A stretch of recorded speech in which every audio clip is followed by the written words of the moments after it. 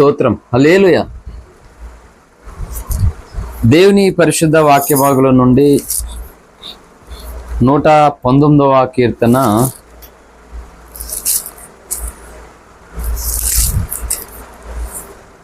119వ కీర్తన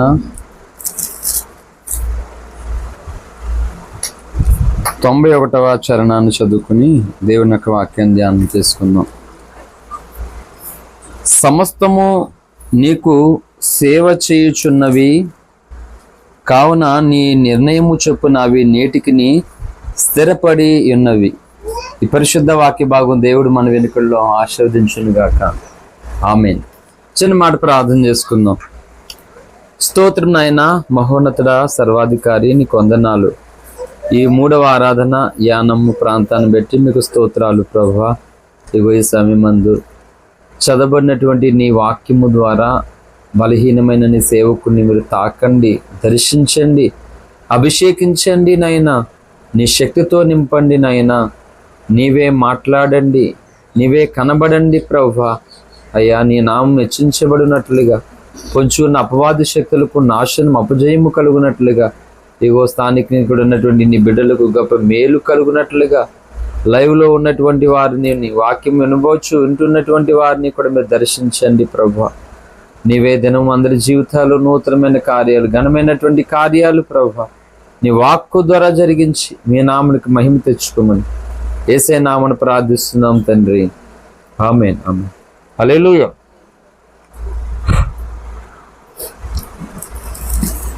దేవుని పరిశుద్ధ నామానికి మహిమ కలుగును గాక. ప్రభుని ఆరాధించడానికి వచ్చినటువంటి మీ అందరికీ, లైవ్లో ఉన్న వారికి యేసే నామములో హృదయపూర్వకమైన వందనాలు. మంచిది. చాలా క్లుప్తమైనటువంటి వాక్య సందేశము. లేఖనము ఏమని సాక్ష్యమిస్తున్నది అంటే, సమస్తము నీకు సేవ చేయుచున్నవి కావున నీ నిర్ణయం చొప్పున అవి నేటికి స్థిరపడి ఉన్నవి. హల్లెలూయా. భక్తుడైన దావీదు రచించినటువంటి కీర్తనలో అతి పెద్ద కీర్తన, 176 వచనాలు కలిగినటువంటి కీర్తన ఇది, 119వ కీర్తన. హల్లెలూయా. కానీ వాక్యం ఏమని సాక్ష్యం ఇస్తుందంటే, సమస్తము అంటే దేవుని చేత సృష్టింపబడినటువంటి సమస్తం అంట దేవునికి సేవ చేయొచ్చు ఉన్నది. ఇప్పుడు భూమి మీద ఉన్నటువంటి మనము దేవుని సృష్టి, దేవుని చేత నిర్మింపబడినటువంటి వారమే కనుక, అంటే ఒక్క మానవుడు తప్ప భూమి మీద ఉన్నటువంటి జీవరాశులు, ఈ పంచభూతాలు కూడా దేవునికి సేవ చేస్తున్నాయి. అంటే దేవుని ఆజ్ఞ చొప్పున, దేవుని ఆలోచన చొప్పున అవన్నీ కూడా నడుస్తూ ఉన్నాయి. ఫర్ ఎగ్జాంపుల్, సౌర కుటుంబాన్ని చూడండి. నాస్తికులు దేవుడు లేడు అని అంటారు. దేవుడు ఉన్నాడనేటువంటి వ్యక్తులు ఆదినారాయణుడు, నరుడు ఉన్నారు, నారాయణుడు ఉన్నాడని వారు నమ్ముతారు. ఆ సౌర కుటుంబంలో దేని కక్షలో ఆ గ్రహం తిరుగుతూ ఉన్నది ఏంటి? ఒకటి ఆలోచిస్తే, ఫర్ ఎగ్జాంపుల్ ఇక్కడ 4-5 ఉన్నాం. సపోజ్ 4-5 ఎలా చూడండి, ఆ వైపు ఇలా గుండ్రంగా మనం తిరుగుతున్నాం. ఒక్కొక్కరు తిరుగుతున్నాం, ఎవరి కక్షలో వాళ్ళు. అలాగే ఉంటామా మనం? తిరిగిన వాళ్ళు ఏమవుతాం? ఒకరినొకరు గుద్దుకుంటాం, పడిపోతాం. కానీ దేవుని చేత సృష్టింపబడినటువంటి ఈ గ్రహాలు, ఈ సౌర కుటుంబము ఎన్నో సంవత్సరాలుగా దాని కక్షలో అది పరిభ్రమిస్తుంది, తిరుగుతూ ఉన్నది. బుధుడు, గురుడు, శుక్రుడు, నైఫున్, యూరేన్ అండ్ ప్లూటో, ఇలా మొత్తం మీద నవగ్రహాలు దేని కక్షలో అది తిరుగుతూనే ఉన్నది. నేటికి అలాగ స్థిరంగానే ఉన్నాయట. కానీ ఎందుకు వాక్యం చెప్తుందంటే, దేవుడు ఈ సృష్టిని చేశాడు, సృష్టిలో ప్రతిదానిని కలగజేశాడు. ఆ కలుగజేసిన ప్రతిదీ కూడా దేవుని పని కొరకు తను పని చేస్తూ ఉన్నదట. కానీ చిత్రం ఏంటంటే, దేవుని పోలికలో, దేవుని యొక్క స్వారూప్యంలో సృష్టింపబడినటువంటి మనం మాత్రం దేవుని పని చేయడం లేదు, దేవుని ఆలోచన చొప్పున నడవడం లేదు, దేవుని మనసు కోరుకున్నట్లుగా చేయడం లేదు. అందుకని కీర్తనాకారుడు 8వ కీర్తన అనుకుంటా, చాలాసార్లు చెప్పాను నేను, 8వ కీర్తన 3వ వచనం. నీ చేతి పని అయిన ఆకాశములను నువ్వు కలుగజేసిన చంద్ర నక్షత్రములను నేను చూడగా, నువ్వు మనుషుని జ్ఞాపకము చేసుకున్నట్టుకు వాడేపాటి వాడు, నువ్వు పుత్రుని దర్శించుటకు వాడేపాటి వాడు, దేవుని కంటే వాడిని కొంచెం తక్కువ వానిగా చేసి ఉన్నావు. చాలండి. దావీదు కీర్తన ఏమని చెప్తుంది? నీ చేతి పని అయిన నీ ఆకాశములను నీవు కలుగజేసిన చంద్ర నక్షత్రములు నేను చూడగా, నీవు మనుష్యుని జ్ఞాపం చేసుకుంటకు వాడేపాటి వాడు, నరపుత్తిని దర్శించుటకు వాడేపాటి వాడు అని వాక్యము సెలవిస్తుంది, హెచ్చరిక చేస్తుంది.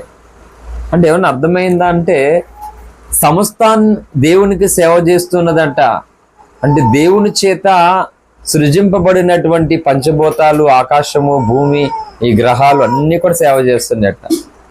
కానీ చిత్రం ఏంటంటే, దేవుని పోలికలో దేవుని స్వారూప్యంలో చేయబడినటువంటి మనిషి మాత్రము దేవుని పనికి ఆటంకంగా ఈ భూమి మీద దేవుని మనసుకు వ్యతిరేకంగా పనిచేస్తున్నాడు.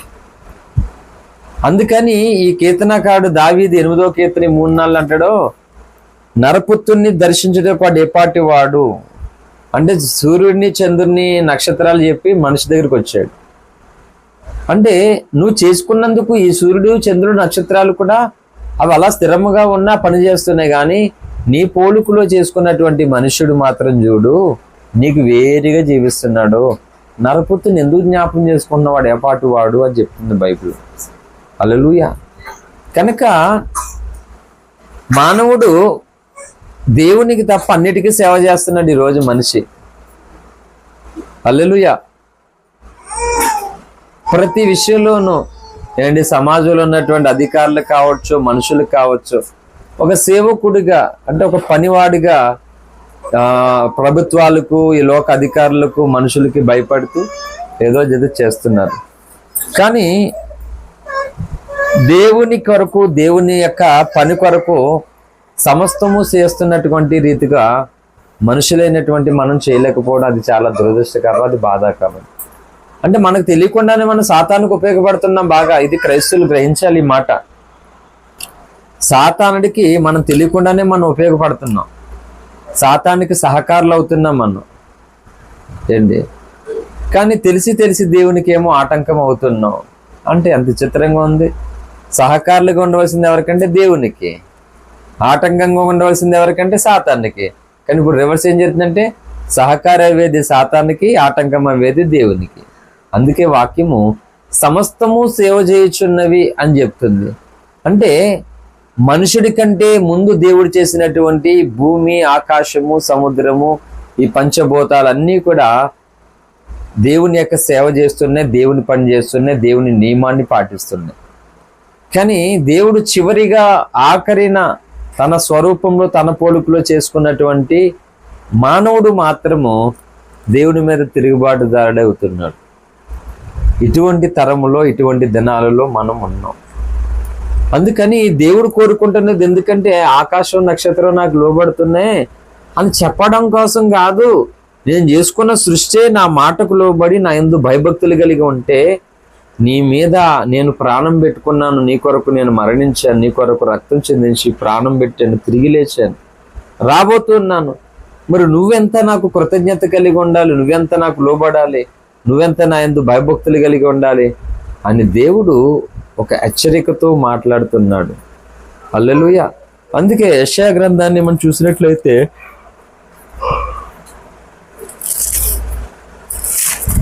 యెషయా గ్రంథము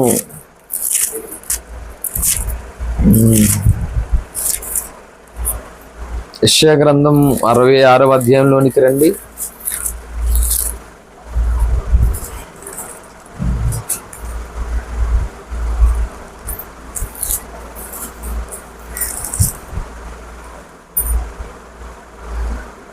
మొదటి వచనం నుండి, యెహోవా ఎలాగూ ఆజ్ఞించుచున్నాడు, ఆకాశము నా సింహాసనం, భూమి నా పాదపీఠం.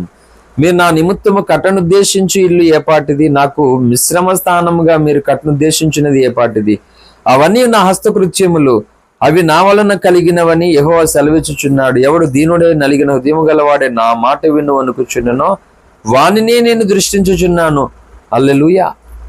ఆకాశం సింహాసనం అంట, భూమి పాదపీఠం అంట. అవన్నీ కూడా దేవుని మాట చొప్పున పనిచేస్తున్నాయంట. కానీ దేవుడు ఏమంటున్నాడంటే, ఎవడు దీనుడై నా మాట విని విరిగి నలిగిన ఉద్యమ గలవాడే నా మాట వినవనుకునో వాని యందు దృష్టి పెడుతున్నాడు. హల్లెలూయా. ఈరోజు నేను ఎందుకు చెప్తున్నానంటే ఈ టాపిక్, దేవుని దృష్టిలో ఉండాలి మనం. దేవుని దృష్టిలో ఉండడం లేదు ఈరోజు క్రైస్తవ సమాజము. మనుషుల దృష్టి వరకు ఆశపడుతున్నారు. మనుషుల దృష్టిలో పడలేకపోతే కుయుక్తి కలుగో మోసం చేసో ఇంకోటో చేస్తున్నారు. కానీ దేవుని దృష్టిలో పడడం లేదు. దేవుడు అంటున్నాడు, ఎవడైతే విరిగి నలిగిన హృదయము గలవాడే అంటాడో వాని యందు నేను దృష్టి పెడతానని. ఆ పైన అన్నాడు, ఆకాశం నా సింహాసనం, భూమి నా పాదపీఠం అన్నాడు. ఇప్పుడు ఆకాశమే ఆయన సింహాసనం అన్నాడు, ఆయన కూర్చున్న స్థలం అయిపోయింది. భూమి మీద ఆయన పెట్టుకున్న పాదాలంతా భూమి అయిపోయింది. ఇంకా అటువంటిప్పుడు ఆయనకి నువ్వు నేనే ఏంటి ఇంక ఉపయోగం లేదు. హల్లెలూయా. కనుక అవన్నీ హస్తకృత్యాలంట. అంటాడు, ఎవరైతే దీనత్వం కలిగి వినయం భయభక్తులు కలిగి నా మాట విను వణుకుచున్నానో వాన్నే దృష్టించుచున్నాను అన్నాడు. కాబట్టి ఒకటి ఆలోచన చేస్తే, ఇక్కడ ఎవరు మన మీద దృష్టి పెట్టరు. ఈ లోకము ఎవరు పట్టించుకోరు, ఎవరి పనిలో వాళ్ళే చూసుకుంటారు. కనీసం దేవుడు మన మీద దృష్టి పెట్టాలని అనుకుంటున్నప్పుడు దేవుడు దృష్టి మన మీద ఉండులాగా చెయ్యాలి. ఫర్ ఎగ్జాంపుల్, ఏమైంది, జలప్రళయం కాలంలో ఎంతో మంది జనాభా ఉంటుండగా దేవుని దృష్టి ఎవరి మీదకి వచ్చింది? నోవాహు మీదకి వచ్చింది. నోవాహు ఒక్కడేనా అంటే ఒక్కడే ఉన్నాడు దేవుని దృష్టిలో. హల్లెలూయా. మిగిలిన వారు ఎందరో ఉన్నారు, కానీ దేవుని దృష్టికి ఆవతలు ఉన్నారు, దూరాన్ని ఉన్నారు. ఈరోజు దేవుణ్ణి ఆరాధిస్తున్నటువంటి క్రైస్తవ సమాజము దేవుని దృష్టిలో లేరు, దేవునికి దూరంగా ఉన్నారు. కొన్ని మందిరానికి వచ్చి వాక్యం వింటున్నప్పుడు, దేవుని శరీరంలో రక్తంలో పాలు పంపులు పొందుతున్నప్పుడైనా దేవుని దృష్టిలో పడతారా అంటే దృష్టిలోనూ పడట్లేదు. అంటే ప్రస్తుత తరంలో ఈనాటి క్రైస్తవ సమాజం యొక్క పరిస్థితి ఎలా ఉందంటే గందరగోళంగా ఉంది, హస్తవ్యస్తంగా ఉంది. అంటే దేవుడు నన్ను చూడాలని కోరుకోవడం లేదు. ఏం చేస్తున్నారు ఈరోజు చాలా మంది అంటే మేకప్లు వేసుకుని, మేకప్లు వేసుకుని రెడీ అవుతున్నామని నేను వ్యతిరేకించట్లేదు, అది వాళ్ళ ఇష్టం, అవసరాన్ని బట్టి చెప్తున్నాను. రకరకాలుగా మేకప్లు వేసుకుని అంగులు ఏవో రకరకాలుగా చేసుకుని మొత్తం ఏదో చేసుకుంటున్నారు. ఎందుకు? ఎవరు చూడాలని అంటే ఎవరో చూడాలని. చూసారా? ఇంకొకరు చూడడం కొరకు ఇంకొకరికి నచ్చినటువంటి రీతిలో వీళ్ళు డ్రెస్ మెయింటైన్ చేసుకుంటున్నారు. ఇంకొకరికి నచ్చినటువంటి వేలో బట్టలు ఉన్నాయా లేవో తెలియకుండా ఉంటున్నారు. ఇది వాళ్ళు దృష్టిలో పడడం కొరకు వీళ్ళు ఇలా తయారవ్వి చెడిపోతున్నారు, పాడైపోతున్నారు. కనుక దేవుని పిల్లలు దేవుని దగ్గరికి వెళ్ళేటువంటి దేవుని పిల్లల లక్షణం ఎలా ఉండాలంటే, కనీసం నేను వెళ్తున్నాను, ఆయన దృష్టి నా మీద ఉండాలని కోరుకోవాలి క్రైస్తవులు. హల్లెలూయా. ఆశపడట్లా. ఏదో అక్కడ ప్రార్థనా కూడికి ఏదో జరుగుతుంటే ఆయన అనుకున్నాడు, ఒకసారి ఆయన ఎవరో ఏదో అంటున్నారు కదా ఆయన కోసం, ఒకసారి వెళ్ళి చూద్దాం ఆయన్ని ఎలాంటి వాడు అనుకున్నాడు. వెళ్ళాడు. పాపం గుంపుగా జనాలు ఉన్నారు, యూదులు అజానుభావులు. ఇతడు పొట్టిగా ఉన్నందువలన ఎవరో కనబట్టలేదు అక్కడ ఇతనికి కావాల్సిన వ్యక్తి. ఆశ అయితే ఉంది. ఏం చేశాడు? ఆలోచించాడు. చెట్టు కనబడ్డది, మేడి చెట్టు. టక్ ఎక్కేసాడు తొండలాగా. చూస్తున్నాడు అలాగా. అందరి మీద ఉన్నటువంటి ఆయన దృష్టి ఒక్కసారిగా చెట్టు ఎక్కిన జక్కయ్య మీద కట్టేసింది. హల్లెలూయా. జక్కయ్య త్వరగా దిగుము అన్నాడు దేవుడు. అంటే ఈరోజు దేవుని దృష్టి మన మీద ఉండాలి. అలా ఉండాలి మన ప్రార్థన, అలా ఉండాలి మన దీనత్వం, అలా ఉండాలి మనలో దైవిక తత్వము, రోషము, భారం. కానీ లేవు. ఈరోజు దేవుని సంఘాలు ఎండిపోతున్నాయి. పంట పొలములో పండుతున్నటువంటి పంట ప్రకృతి తాండానికి లోనైపోయి నష్టపోతున్నట్లుగా రోజు దేవుని ప్రజలు ఏతేను తోటలో ఆదామును ఫాలో అవుతున్నారు, అవ్వను ఫాలో అవుతున్నారు. దేవుడు వద్దు అన్నటువంటి దాని మీద దృష్టి పెడుతూ ఉన్నారు. దేవుడు చేయమన్నటువంటి పనిని మానేస్తూ ఉన్నారు. కనుక ఆదాము అవ్వలను పాలవుతూ ఈనాటి క్రైస్తవ సమాజం చీలిపోతుంది, పాడైపోతుంది, నష్టపోతూ ఉంది. కనుక నోవాహు మీద దేవుని దృష్టి కలిగింది, జక్కయ్య మీద దేవుని దృష్టి కలిగింది, సమరయ స్త్రీ మీద దేవుని దృష్టి కలిగింది. ఈరోజు ఆ దృష్టి నా మీద కలగాలయ్యా అని మనం ప్రార్థన చేయవలసిన అవసరత ఎంతైనా ఉన్నది. ఎప్పుడైనా ప్రభు చిత్తమైతే ఈ టాపిక్ నుంచి వేరే సందేశాన్ని అందిస్తాను. మట్టుకు సమస్తము సేవ చేస్తున్నాయి దేవునికి. ఎవరు చేస్తున్నారు సేవ అంటే? దేవుడు చేసిన సృష్టిలో ప్రతిదీ చేస్తున్నాయి అన్నాడు యెషయా గ్రంథంలోని మరొక మారు. భూమి ఆకాశం ఆలకించుము, భూమి చెవియొగ్గు అన్నాడు. అంటే భూమికి చెవులు ఉన్నాయి, ఆకాశం కూడా దేవుని మాటకు లోబడుతూ ఉన్నది. ఈ పంచభూతాలన్నీ కూడా దేవునికి లోబడి శిరస్త్రావించి పనిచేస్తున్నాయి. అందుకని యోబు భక్తుడు అన్నాడు, దేవుణ్ణి గూర్చినటువంటి జ్ఞానం మనం ఎలా పొందుకోవాలో భక్తుడైనటువంటి పౌలు రోమిలికి రాస్తూ 1వ అధ్యాయము 20వ వచనం చదవండి త్వరగా.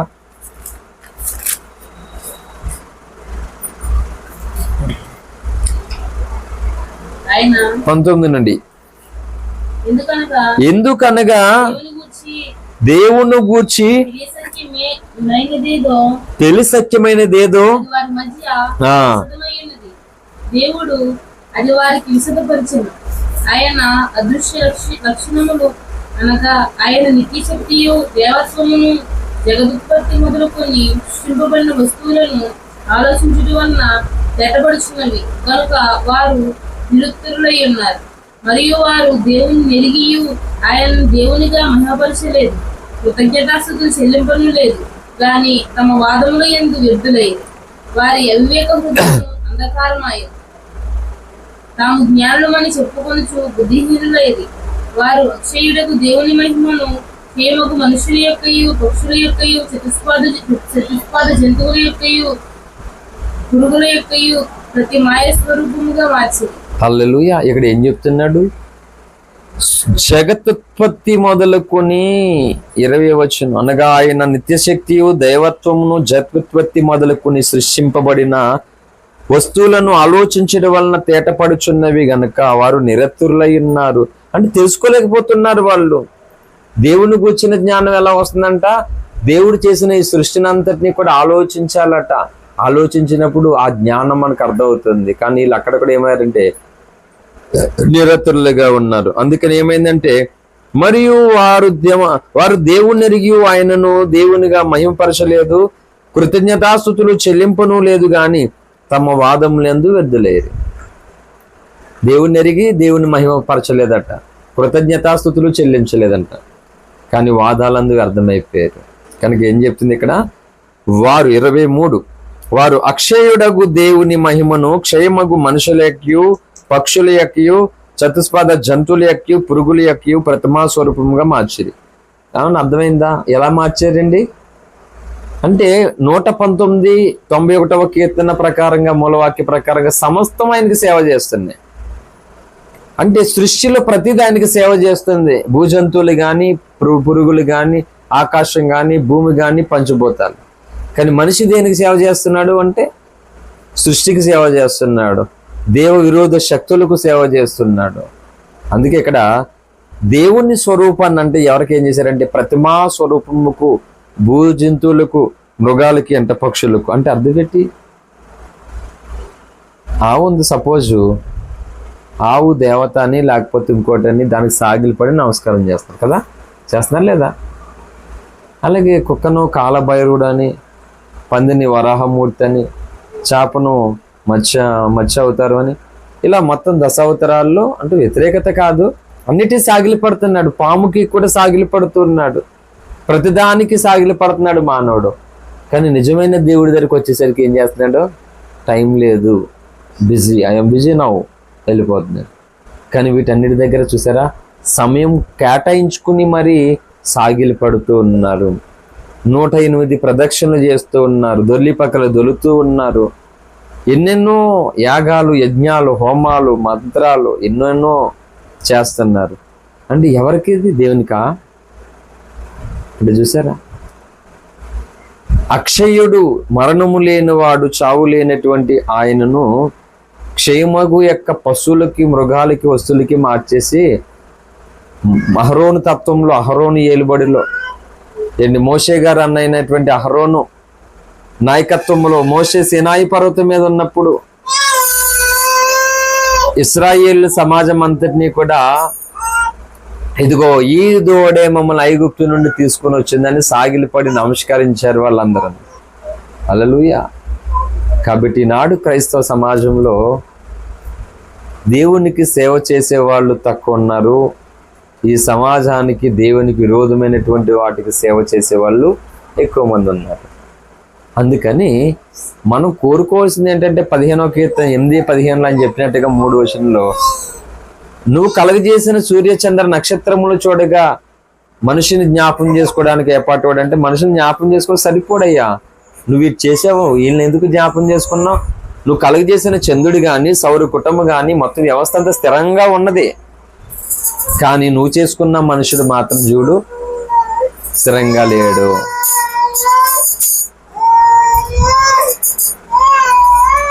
స్తోత్రం, హల్లెలూయా.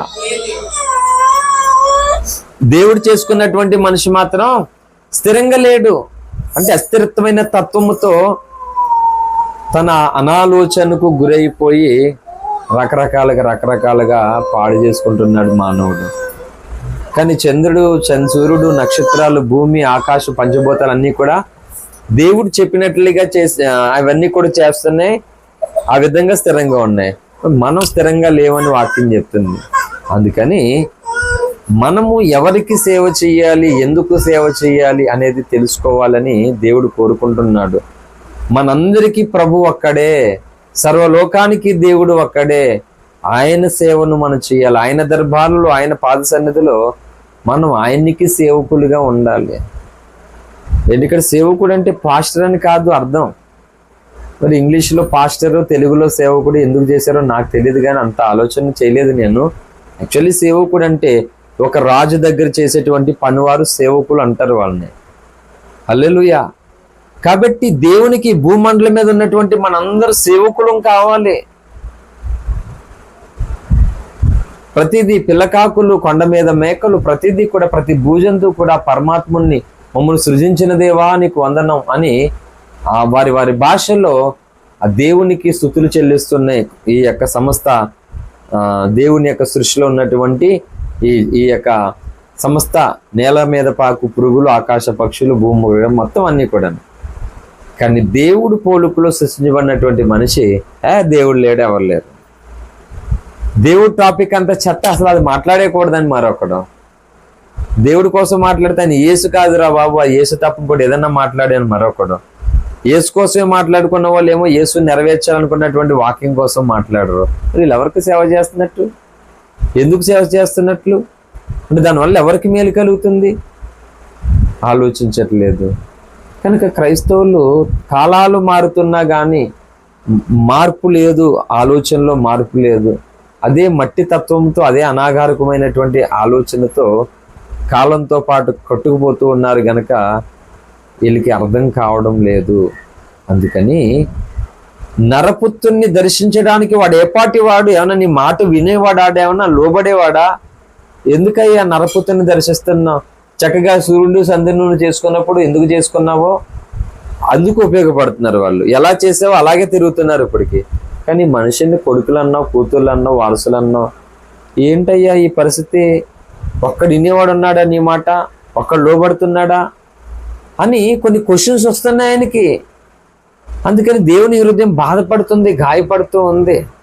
కనుక సమస్తము చేస్తున్నటువంటి సేవను మనము కూడా చెయ్యాలి దేవునికి. ఒకరు వాక్య సేవ చేస్తే, ఒకరు ప్రార్థన సేవ చేస్తే, ఒకరు ఆరాధన సేవ చేస్తే, ఒకరు పరిచర్య సేవ చేస్తే, ఒకరు వంట సేవ చేస్తే, ఒకరు కానుక, ఇదంతా సేవే. అంటే దేవుని పేరిట దేవుని నామము గణపరచబడడానికి ఈ విధంగా మనం సేవ చేయాలట దేవుడికి. ఇది దేవుడు కోరుకుంటున్నాడు మానవాళిలో నుండి. హల్లెలూయా. కానీ దేవునికి సేవ చేయాలనుకున్నటువంటి మానవుడు ఇదిగో అధికారులకి సేవ, సమాజానికి సేవ, మనుషులకి చేస్తున్నాడు సేవ, ఆయనకి తప్ప. అందుకని క్రైస్తవులు ఈనాడు గుడికి వెళ్ళి వస్తూ ఉన్నారు, అర్థం కావలేదు, సేవ మనం కాదు పాస్టర్లు చేసుకోవాలనుకున్నారు. ఏంటి అవసరాన్ని బట్టి చెప్తాను, ముస్లిమ్స్లో ఇమాములు అవ్వడానికి అవకాశం ఉంది. ఒకరెవరో చెప్పారు, ఎవరో గుర్తులేదు కానీ ఒక పోస్టు, క్రైస్తవులలో పాస్టర్లు అవ్వడానికి అవకాశం ఉంది, కానీ హిందుత్వంలో అందరూ కూడా బ్రాహ్మణులు అవ్వడానికి అవకాశం లేదు. అక్కడ కేవలం వాళ్ళు పూజారులు అవ్వాలంటే బ్రాహ్మణులు మాత్రమే ఉండాలి. ఇక్కడ పాస్టర్లు అవ్వాలంటే పాస్టర్ గారు కొడుకు అవసరం లేదు, పాస్టర్ గారు మనవడే అవసరం లేదు, పాస్టర్ అవ్వడానికి అవకాశం ఉంది. ముస్లిమ్స్ కూడా అలాగే అవకాశం ఉంది. కానీ ఇక్కడికి వచ్చేసరికి వాడు బ్రాహ్మణుడు కడుపులో పుడితేనే బ్రాహ్మణుడు అవుతాడు, వాడు అర్చకుడిగా పనిచేయాలి. హిందుత్వంలో ఏ మతంలో ఏ కులంలో పుట్టినా వాడు అర్చకుడు కాలేడు, కానివ్వరు. ఇది పరిస్థితి. అంటే ఎంత దారుణమైన పరిస్థితి జరుగుతుందో ఆలోచించండి. అందుకనే అందరూ సేవ చేస్తున్నారు కానీ ఆయనకి మనుషులైన మనం చేయలేకపోతున్నాం. కాబట్టి ఇప్పుడు ఈ మొబైల్ సేవ చేస్తుంది దేవునికి, ఈ మైక్ సేవ చేస్తుంది దేవునికి, ప్రస్తుతం ఈ కుర్చీ సేవ చేస్తుంది, ఆ లైవ్ స్టాండ్ సేవ చేస్తుంది, అన్ని సేవ చేస్తున్నాయి ఇక్కడ. కానీ ఇవి చేసేటువంటి సేవ కంటే నేను చేసే సేవనే దేవుడు ప్రేమిస్తాడు, మెచ్చుకుంటాడు, ఆనందపడతాడు. హల్లెలూయా. ఎందుకు అనంటే దేవుడు తన వంటి స్వరూపము, తన వంటి వ్యక్తిత్వమును కలిగినటువంటి వారిగా మనల్ని ఎన్నుకున్నాడు, ఏర్పాటు చేసుకుని ఉన్నాడు. కనుక దేవుని పోలికలు సృష్టించబడినటువంటి మనమే దేవునికి సేవ చేస్తే, దేవుణ్ణి స్తుతిస్తే, దేవుణ్ణి గణపరిస్తే ఆయన ఆనందిస్తాడు తప్ప ఈ పురుగులు, క్రిమికీటకాలు, పక్షులు ఇవి పాటలు పాడి, ఇవి స్తుతించి, ఇవి ఆరాధన చేస్తే దేవుడు సంతోషపడడు. అందుకే సమస్తం సేవ చేస్తున్నాయి. ఎందుకంటే మనం చేయట్లేదు, అన్ని చేస్తున్నాయి. దేవుడు సృష్టి అంతా దేవునికి లోబడుతూ ఉంది. దేవుడు తయారు చేసిన పంచభూతాలన్నీ కూడా ఇక సూర్యుడు తూర్పున తీస్తాడు, మళ్ళా పడమని అస్తమించాలని దేవుడు పెట్టుకుంటే నేటికి ఇన్ని సంవత్సరాలు అవుతున్నా సూర్యుడు అలాగే తూర్పును ఉదయించి తన కిరణాలు భూమికి అందించి మళ్ళా పడమని అస్తమించిపోతాడు, మళ్ళా మార్నింగ్ వస్తాడు. కానీ మనం మాత్రం, క్రైస్తవులు మాత్రము రక్షణ పొందారు, అలాగే ఉండిపోయారు. స్థిరత్వము లేదు, అస్థిరులుగా విశ్వాసంలో మారిపోతున్నారు, కలవరపడుతూ ఉన్నారు, భ్రమపడిపోతూ ఉన్నారు, తొలగిపోతూ ఉన్నారు, రకరకాల పరిస్థితులు ఏర్పడుతూ ఉన్నాయి. ఇప్పుడు ఇంట్లో ఉన్నటువంటి తల్లిదండ్రులు తమ చిన్నపిల్లలుగా ఉన్నటువంటి వ్యక్తులను ఏదో తినడానికి వాళ్ళకి ఆహార పదార్థాలు తీసుకొని వచ్చి చిన్నపిల్లలకి వాళ్ళు చేతిలో పెట్టారు. అదే నాన్న పిల్లల్ని నాకు కొంచెం పెట్టవా బాబు, పెట్టు డాడీ అని అంటే ఆ పిల్లవాడు తీసుకొని వచ్చి తండ్రి తెచ్చిన దాంట్లో ఏదో ఒకటి కొంచెం నోట్లో పెడితే ఆ తండ్రికి ఎంత ఆనందం ఉంటుంది.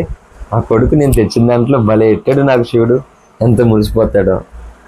అలాగే దేవుడు చేసుకున్నటువంటి సృష్టి అంతా కూడా ఆకాశం ఆలకిస్తుంది, భూమి ఆలకిస్తుంది, అన్ని ఆలకిస్తున్నాయి, పక్షులు మొత్తం అన్ని సేవ చేస్తున్నాయి దేవుని వాటికి. ఏలియాకి కాకులు సేవ భోజనం పట్టుకెళ్ళాయి. అంటే ఇప్పుడు కాకులు దేవుని మాటకు లోబడ్డాయి లేవా? లోబడ్డాయి. దేవుని మాటకు లోబడింది కాబట్టి ఒట్టు మాంసం ఏలియాకి అట్టుకెళ్ళే కాకులు. దేవదూతలు దేవునికి లోబడ్డారు. కానీ మనుషులైనటువంటి మనం లోబడట్లేదు దేవునికి. మన సొంత ఆలోచనతో, మన సొంత ఇష్టాలతో దేవునికి అనుకూలంగా కాక దేవునికి విరోధంగా బ్రతుకుతున్నాం. కనుక దేవుడు అంటున్నాడు, రే నా కుమారుడా, నా కుమార్తె, నేను నిన్ను కన్నాను, నా రక్తం ఇచ్చి కన్నాను నిన్ను, నా రక్తం అంతా నీలో దుర్వినియోగం అయిపోతుంది.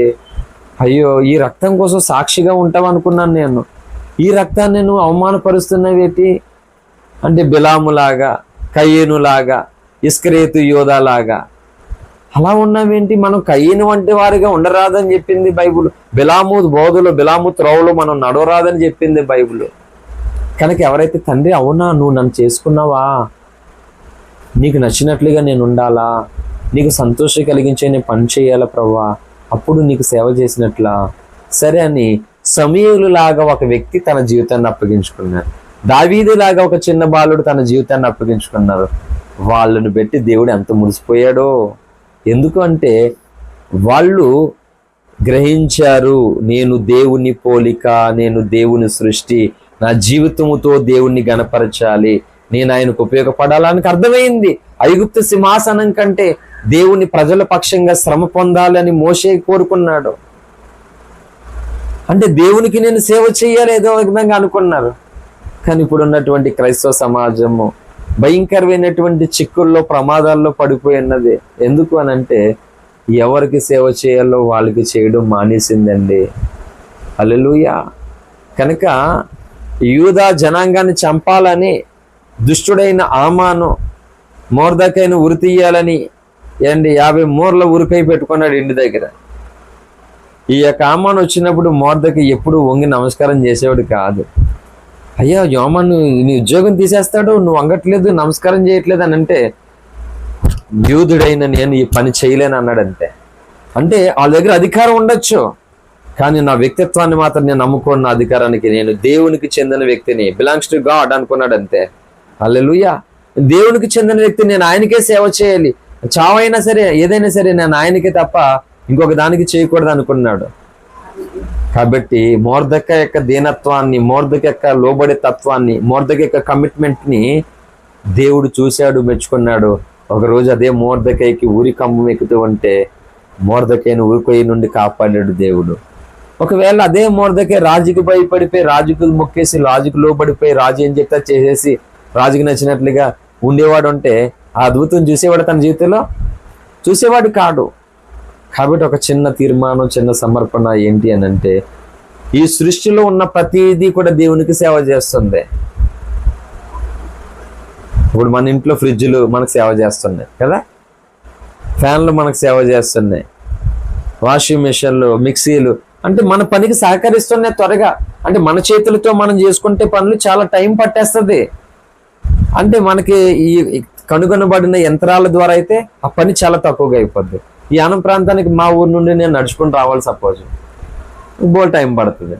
అదే బండి మీద అయితే 10 నిమిషాలు అవలీలుగా వచ్చేస్తాను. నేను నడిచైతే 1 గంట పడుతుంది రావడానికి. అంటే చూడండి ఎంత డిఫరెంట్ ఉందో. అలాగనే మనము దేవుని పోలికలో, దేవుని స్వరూపులో సృజించబడ్డాము గనక మన జీవితము ఆయనకి అంకితము. ఆయన కొరకు మనం చేయగలిగినటువంటి సేవ చేయడానికి అప్పగించుకోవాలి. హల్లెలూయా. కాబట్టి దేవునికి చేయవలసినటువంటి ఈ సేవను ఇగో సాతానుడు తీసుకుంటూ ఉన్నాడు సమాజము ద్వారా. ఇప్పటికే అన్యజనులైనటువంటి అనేకులు దేవునికి దూరముగా ఇగో రకరకాలమైన దాంట్లో చిక్కబడిపోయారు, బంధింపబడిపోయి ఉన్నారు. రక్షణ పొందిన క్రైస్తవులు కూడా అలాగే ఉన్నారు. ఇంకా తేడా ఏముందండి? నువ్వు రక్షకుడు అంటావు, దేవుడు అంటావు అన్నప్పుడు మరి ఆయనకి అనుకూలంగా మనం ఉండాలి, ఆయనకి నచ్చినట్లుగా ఉండాలి. కానీ అలా లేరు. ఎవరికి నచ్చినట్లుగా, ఎవరికి వాళ్ళే యమునా తీరన్నట్లుగా జీవించేస్తున్నారు. దీన్ని బట్టి ఏంటంటే మానవుడు అస్థిరత్వముతో, అచంచలమైన మనసుతో ఉన్నాడు. దేవుడు చేసినటువంటి సృష్టిలో ఉన్న అన్నినేమో స్థిరత్వం కలిగి ఉన్నాయి. కాబట్టి ఈ మెసేజ్ ద్వారా మనం మొదటిగా స్థిరులం అవ్వాలి. రెండోది, ఈ లోక మనుషులకి కాదు మనం చేయవలసినటువంటి సేవ, ఈ లోకాన్ని సృష్టించిన దేవునికి చెయ్యాలి మనం సేవ. హల్లెలూయా. ఇక మూడవ సంగతి ఏంటి అని అంటే దేవుడు ఖచ్చితంగా ఈ పంచభూతాలను వాడుకొని, పంచభూతాల ద్వారా సేవ పొందినప్పుడు ఆ పంచభూతాలు చేసే విలువైన గొప్ప పని ఏంటో సమాజం చూపిస్తున్నట్లుగా దేవునికి లోబడి దేవునికి మనం సేవ చేస్తున్నప్పుడు దానియేలు మరుగున పడలేదు, మోషే మరుగున పడలేదు, దానియేలు, సమూయేలు, ఏలియా ఎవరు మరుగున పడలే. వీళ్ళందరూ దేవునికి సేవ చేశారు వాళ్ళ జీవితాలు పణంగా పెట్టి. కనుకనే లోకము వాళ్ళని చూసేలాగా చేశాడు దేవుడు. హల్లెలూయా. కాబట్టి పాస్టర్ గారే కాదు సేవ చేసేది, ప్రతి ఒక్కరు, ప్రతి విశ్వాసి, ప్రతి స్త్రీ, ప్రతి పురుషుడు, యేసు రక్తంలో కడగబడి యేసును ఆశ్రయించిన ప్రతి వ్యక్తి కూడా చీపురు కట్టుతో చర్చి కడగడం కూడా సేవే, బరకాలు వేయడం కూడా సేవే, తినేసినటువంటి ప్లేట్లు కడిగేయడము సేవే, గత్తరంతా తుడిచేసి నీట్గా క్లీన్ చేయడం అంత సేవే. ఎందుకంటే దేవుడు మనలో ఆయన యొక్క ఆలయానికి పాత్రులుగా చేయాలనుకుంటున్నాడు. ఆయన పరిశుద్ధుడు. ఆయన ఆరాధించే స్థలం పరిశుద్ధంగా ఉంచాలి, ఆయన ఆరాధించే మనిషి పరిశుద్ధంగా ఉండాలి.